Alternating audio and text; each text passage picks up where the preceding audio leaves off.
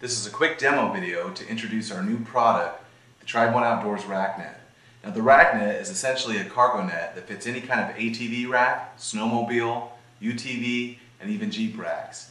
I'm going to take a few minutes and demo how the net works on this rack here and show how it's a more efficient system for attaching gear to your rack. Okay, the first step in attaching the RackNet to your rack is to actually put it on before you start putting gear on. Now this is a little bit different than the traditional way. But you can see here that I've got all 6 points wrapped around the bar and hooked with the carabiner.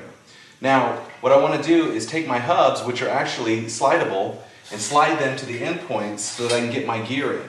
Now I'm going to start by just putting a couple pieces of gear in the RackNet so you can see how it functions. I put my first piece of gear on, bring my shot cord up around my gear, and then slide my hub into the position where I want it to hold. Now the hub slides to the most optimal position to get the most downward pressure where you need it on your gear. I'm going to go ahead over here to this side and do the same thing with a small bag.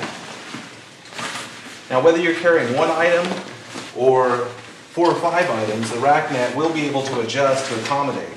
So you can see that I've got this bag on. I'm going to slide my hub up, put it in the most ideal spot to get the most pressure down. And if I want to draw a little bit more tension out of it, instead of adjusting where my carabiners are, it's as simple as rotating the hub a few times, and this creates a downward pressure that pulls down on my gear instead of adjusting from the side. And as you saw before, to get gear in and out, you just move that hub off center and pull your gear out. Now one last nice feature that we've designed into the RackNet is each of the hubs is also designed to receive a carabiner.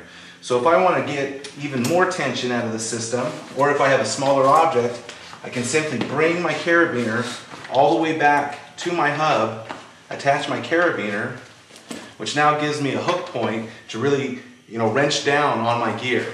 So that's the basic way to use a RackNet. Now there's all kinds of different ways to configure it, and we'll show you those ways in a couple of the other videos.